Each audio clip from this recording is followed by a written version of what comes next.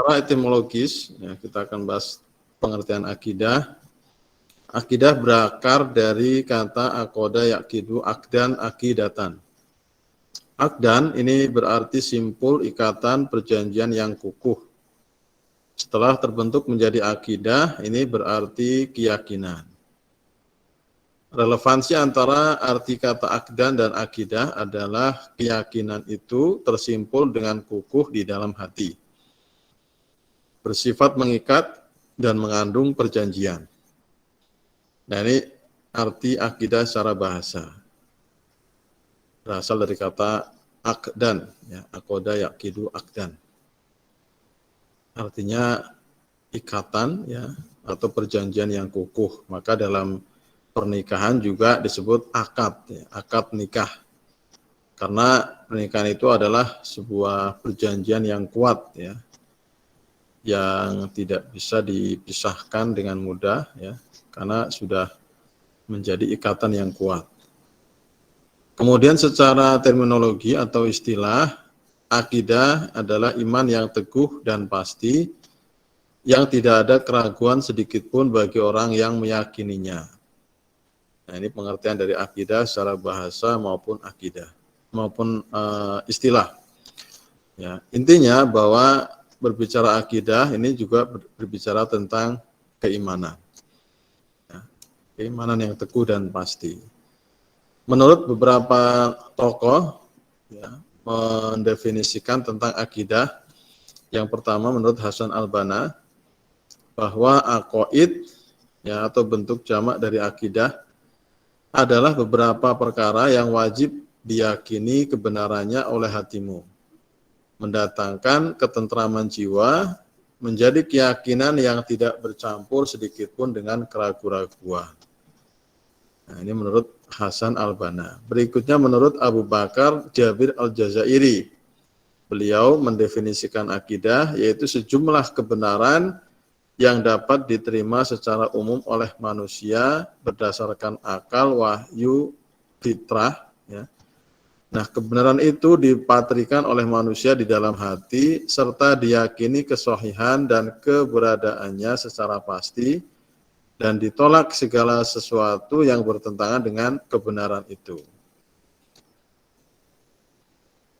Kemudian akidah ini juga merupakan motor penggerak, ya, dan otak dalam kehidupan manusia, sehingga apabila terjadi sedikit penyimpangan pada akidah, maka menimbulkan penyelewengan dari jalan yang lurus pada gerakan dan langkah yang dihasilkan. Ya, ini yang pertama, akidah ini ibarat motor penggerak. Dalam sebuah kendaraan, motor ini yang berfungsi untuk menggerakkan laju kendaraan tersebut. Ketika dalam motor penggerak itu ada masalah, ya, maka dalam perjalanannya pasti akan mengalami kecelakaan atau kesalahan, ya, sehingga akan berakibat membahayakan. Nah, ini kalau dalam kendaraan. Ya, yang pertama akidah ini ibarat motor penggerak. Kemudian yang kedua, akidah ini juga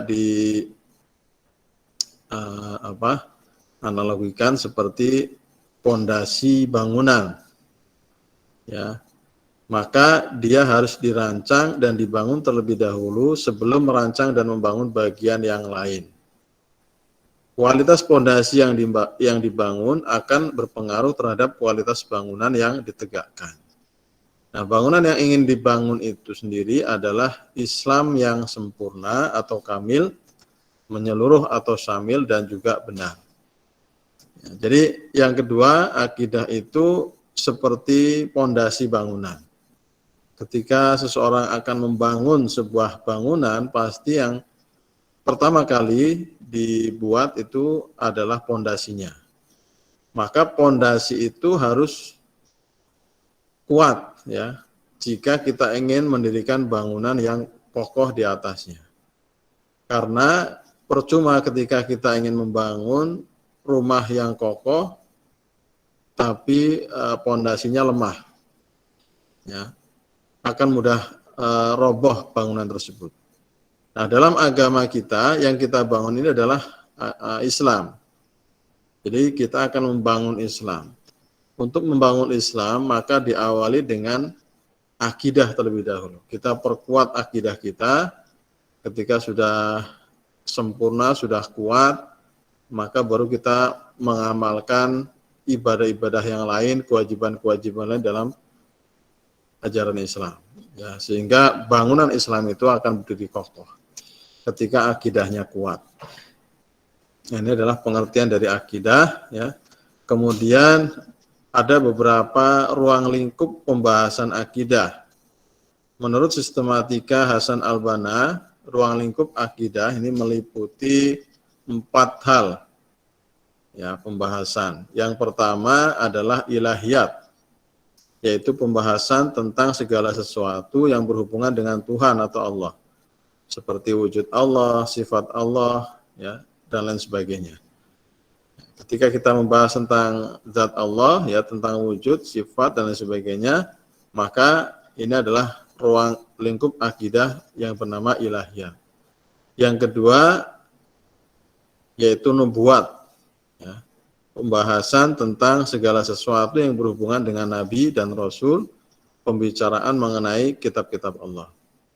Ya, dalam akidah, ya, kita juga membahas tentang para Nabi dan Rasul, kemudian kitab-kitab yang Allah turunkan kepada Nabi dan Rasul. Nah, ini masuk ke dalam ruang lingkup nubuat. Yang ketiga disebut dengan ruhaniyat, yaitu tentang segala sesuatu yang berhubungan dengan alam metafisik, ya, seperti jin, iblis, setan, roh, dan lain-lain. Membahas hal-hal gaib, hal-hal yang tidak dapat dipanca oleh atau dilihat oleh panca indera kita. Ya, itu namanya alam metafisik atau alam gaib. Nah, ketika membahas tentang hal-hal yang gaib tersebut, maka ini termasuk ke dalam ranah ruhaniyat namanya. Kemudian yang keempat ada sam'iyat, ya, ruang lingkup akidah, yaitu pembahasan tentang segala sesuatu yang hanya bisa diketahui lewat sam'i, yaitu dalil nakli berupa Al-Quran dan juga sunnah. Seperti masalah, ya, adanya alam barzah, kemudian akhirat, ada azab kubur, tanda-tanda kiamat, surga dan neraka, dan lain sebagainya. Semua itu kita ketahui dari dalil nakli, yaitu dalam Al-Quran maupun sunnah. Nah, ini namanya sam'iyat.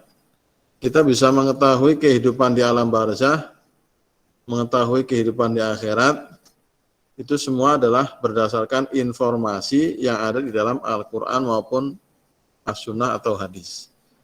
Nah, ini namanya sam'iyat. Kita hanya, ya, memahami masalah-masalah itu berdasarkan yang kita dengar, berdasarkan yang diketahui dari Al-Quran maupun sunnah. Kemudian pembahasan akidah ini juga dapat mengikuti arkanul iman atau rukun iman.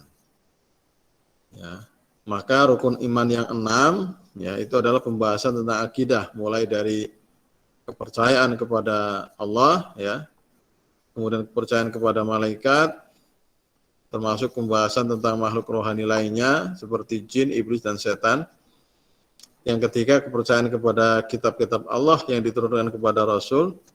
Yang keempat, kepercayaan kepada Nabi dan Rasul. Yang kelima, kepercayaan kepada hari akhir serta peristiwa-peristiwa yang terjadi pada saat itu. Kemudian yang keenam, kepercayaan kepada takdir atau qada dan qadar Allah Subhanahu wa taala. Ya, jadi rukun iman ini pembahasan tentang akidah. Ya, bagaimana kita mengimani rukun iman tersebut. Ya, bagaimana iman kita kepada Allah, bagaimana iman kepada malaikat, ya, bagaimana iman kepada kitab-kitab dan seterusnya, dan tata cara kita beriman kepada rukun iman. Nah, itu adalah pembahasan dari akidah. Nah, itu ruang lingkup akidah, ya. Kemudian sumber akidah di dalam Islam, ya, sumbernya adalah Al-Quran dan As-Sunnah. Artinya apa saja yang disampaikan oleh Allah di dalam Al-Quran dan Rasulullah di dalam sunnahnya, ini wajib kita imani, kita yakini, dan kita amalkan. Karena Rasulullah SAW pernah bersabda, taraktu fikum amrayni in tamassaktum bihima lan tadillu abadan. Kitaballahi wa sunnata rasulihi.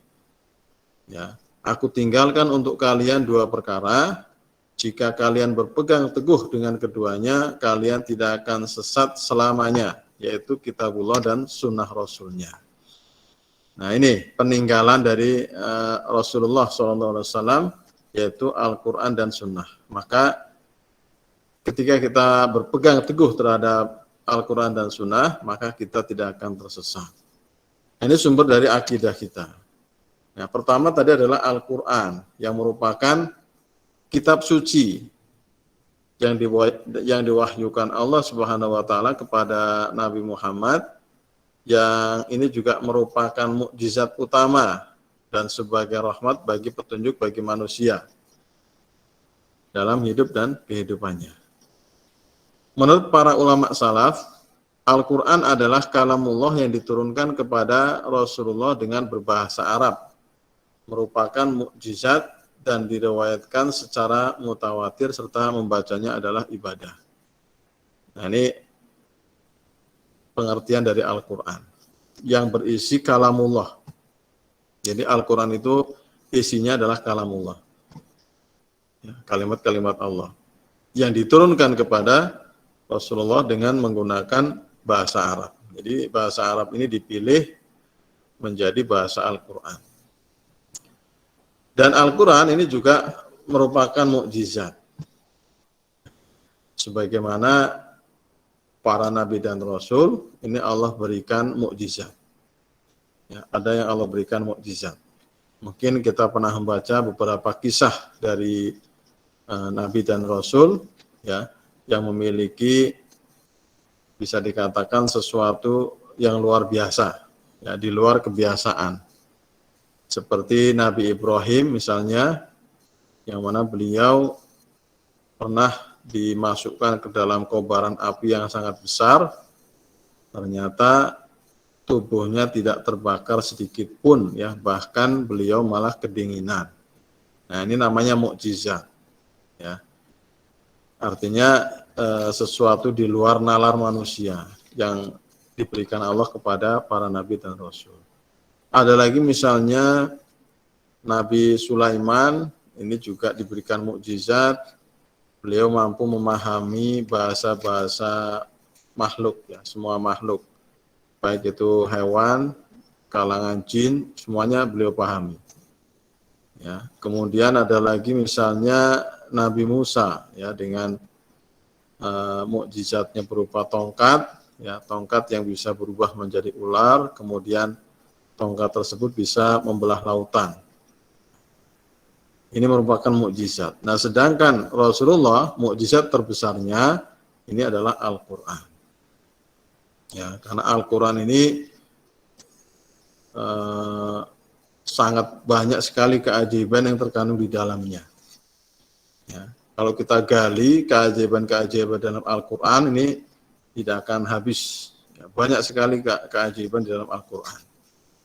Ya, dari segi bahasanya, Al-Quran itu juga melebihi bahasa-bahasa yang lain. Memiliki nilai sastra yang tinggi, itu Al-Quran. Ya. Kemudian, Al-Quran ini juga dikatakan sebagai mukjizat, sesuatu yang luar biasa, karena memang Al-Quran ini mampu merubah kehidupan seseorang. Ya. Kita tidak bisa merubah Al-Quran, tetapi Al-Quran bisa merubah kehidupan kita. Dan itu sudah banyak, ya, orang-orang yang telah membuktikan. Ketika berkenalan dengan Al-Quran, maka kehidupan mereka berubah 180 derajat. Nah, ini maka Al-Quran dikatakan sebagai mukjizat. Ya, kalau kita suka nonton superhero misalnya, ya, ini biasanya diceritakan para superhero itu memberantas kejahatan. Ada kejahatan kemudian datang menumpas kejahatan tersebut, menghilangkannya. Ya. Al-Quran ini bukan hanya menumpas kejahatan, tetapi merubah yang jahat menjadi baik. Dan itu yang telah dilakukan oleh Rasulullah ketika beliau berdakwah.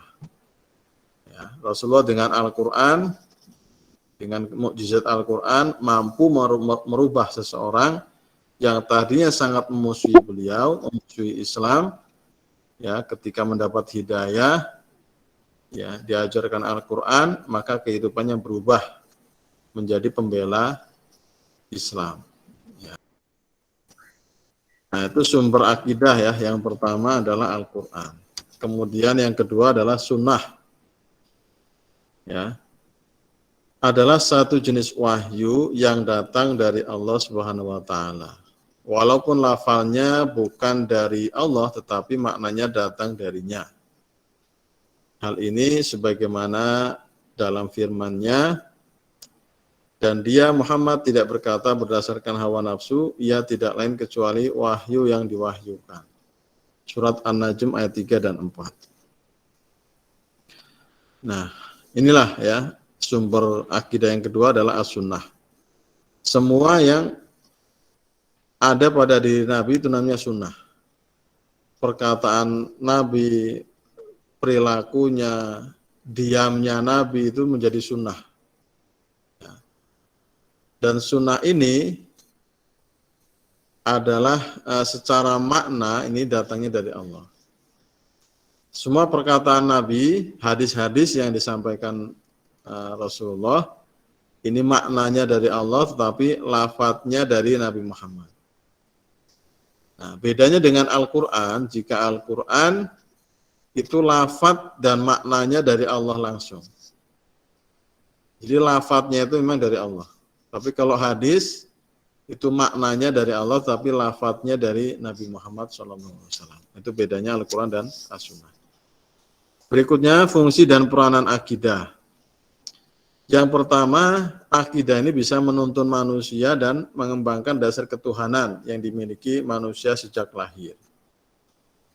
Sebagaimana kita ketahui bahwa manusia itu sejak lahir ini memiliki potensi keberagamaan atau fitrah, sehingga sepanjang hidupnya membutuhkan agama dalam rangka mencari keyakinan terhadap Tuhan. Nah, akidah Islam berperan memenuhi kebutuhan fitrah manusia tersebut, menuntun dan mengarahkan manusia pada keyakinan yang benar tentang Tuhan. Itu fungsi yang pertama. Yang kedua, akidah akan memberikan ketenangan dan ketentraman. Nah, agama sebagai kebutuhan fitrah akan senantiasa menuntut dan mendorong manusia untuk terus mencarinya. Akidah memberikan jawaban yang pasti sehingga kebutuhan rohaniahnya dapat terpenuhi. Ia memperoleh ketenangan dan ketentraman jiwa yang diperlukan. Dan yang ketiga, memberikan pedoman hidup yang pasti. Nah, keyakinan terhadap Tuhan ini memberikan arahan dan pedoman yang pasti, sebab akidah ini menunjukkan kebenaran keyakinan yang sesungguhnya. Akidah Islam sebagai keyakinan akan membentuk perilaku, bahkan mempengaruhi kehidupan seorang muslim. Nah, jadi akidah ini akan mempengaruhi kehidupan seseorang. Ya. Kemudian menurut Abul A'la Al-Maududi, ya, beliau menyebutkan pengaruh akidah dalam kehidupan. Ada beberapa pengaruh ya, akidah dalam kehidupan seseorang. Di antaranya yang pertama adalah menjauhkan manusia dari pandangan yang sempit atau picik. Kemudian menanamkan kepercayaan terhadap diri sendiri, menumbuhkan sifat rendah hati, membentuk manusia menjadi luhur dan adil, menghilangkan sifat murung dan putus asa dalam menghadapi setiap persoalan. Yang keenam, membentuk pendirian yang teguh, kesabaran, ketabahan, dan optimisme. Nah, ini pengaruh yang akan diperoleh ketika seseorang memiliki akidah yang kuat. Prinsip akidah dalam Islam, ini yang pertama, akidah Islam sebagai sesuatu yang diwahyukan Allah. Jadi berbicara tentang akidah Islam, ini merupakan wahyu dari Allah. Sumbernya adalah Al-Quran dan Sunnah. Ya. Jadi bukan karangan dari Nabi Muhammad, tapi memang adalah sesuatu yang diwahyukan Allah Subhanahu wa taala. Yang kedua, akidah Islam pada dasarnya tidak berbeda dengan akidah yang diajarkan oleh para nabi terdahulu. Semua nabi dan rasul itu membawa akidah yang sama. Mulai dari Nabi Adam sampai Nabi Muhammad, semuanya sama, mengajarkan untuk menyembah Allah Subhanahu wa taala. Ya, jadi tidak ada perbedaan. Semua nabi itu ajarannya Islam, mengajak manusia untuk menyembah Allah Subhanahu wa taala. Kemudian dalilnya ada di surat Asy-Syura ayat 13. Ya. Dia telah mensyariatkan bagi kamu tentang agama apa yang telah diwasiatkannya kepada Nuh, dan apa yang telah kami wahyukan kepadamu, dan apa yang telah kami wasiatkan kepada Ibrahim, Musa, dan Isa, yaitu tegakkanlah agama dan janganlah kamu berpecah belah tentangnya. Nah, ini bukti bahwa semua ajaran Nabi itu sama. Kemudian prinsip yang ketiga, bahwa akidah Islam ini meluruskan akidah-akidah yang diselewengkan. Ya. Jadi akidah Islam yang dibawa dan diajarkan oleh Nabi Muhammad ini bukan merupakan akidah yang baru atau merombak akidah yang diajarkan para nabi terdahulu. Melainkan akidah Islam itu meluruskan atau menyempurnakan akidah yang telah dibawa oleh para nabi sebelumnya. Yang mana akidah para nabi sebelumnya ini sudah banyak yang diselewengkan oleh umatnya. Maka akidah Islam ini akan meluruskan akidah-akidah yang diselewengkan tersebut.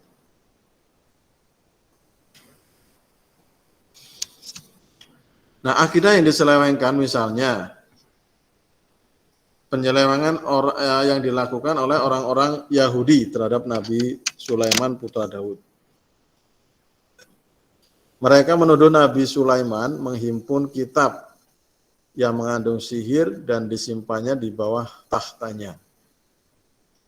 Kemudian dikeluarkan dan disiarkan. Dalam usaha mengacaukan ajaran Islam atau akidah Islam, orang-orang Yahudi berusaha menyebarkan sihir yang mereka anggap berasal dari Bani Sulaiman. Padahal sebenarnya Nabi Sulaiman tidak mengajarkan atau mempraktekkan sihir. Beliau jelas mengetahui dan memahami bahwa perbuatan sihir adalah termasuk pengingkaran terhadap Allah Azza wa Jalla. Sebab sihir sebenarnya adalah tipuan dan muslihat yang hanya dilakukan oleh setan. Nah, ini yang dituduh oleh orang Yahudi terhadap Nabi Sulaiman. Ya, menganggap Nabi Sulaiman itu melakukan sihir. Ya, padahal Nabi Sulaiman tidak pernah berbuat sihir. Semua itu adalah mukjizat dari Allah Subhanahu wa taala. Yang dikisahkan di surat Al-Baqarah 102, ya, dan mereka mengikuti apa yang dibacakan oleh setan-setan pada masa kerajaan Sulaiman. Dan mereka mengatakan bahwa Sulaiman itu mengerjakan sihir, padahal Sulaiman tidak kafir atau tidak mengerjakan sihir, hanya setan-setanlah yang kafir atau mengerjakan sihir. Mereka mengajarkan sihir kepada manusia dan apa yang diturunkan kepada dua orang malaikat di negeri Babil, yaitu Harut dan Marut. Sedangkan keduanya tidak mengajarkan sesuatu kepada seorang pun sebelum mengatakan, sesungguhnya kami hanya cobaan bagimu, sebab itu janganlah kamu kafir. Contoh lain dari penyelewengan akidah, yaitu penyimpangan orang-orang Yahudi dan Nasrani dalam memahami Isa Al-Masih. Islam menjelaskan bahwa Nabi Isa adalah putra Maryam yang diangkat oleh Allah menjadi rasulnya. Isa adalah anak suci dan bukan anak zina seperti yang dituduhkan oleh orang-orang Yahudi. Nah, ini contoh dari penyelewengan akidah yang kemudian diluruskan oleh Al-Quran. Jadi Al-Quran meluruskan. Ya, bagi kita Nabi Isa itu adalah salah satu Nabi dan Rasul yang Allah utus kepada umat manusia, yang tugasnya sama, menyampaikan wahyu dari Allah, mengajak manusia untuk menyembah Allah Subhanahu wa taala.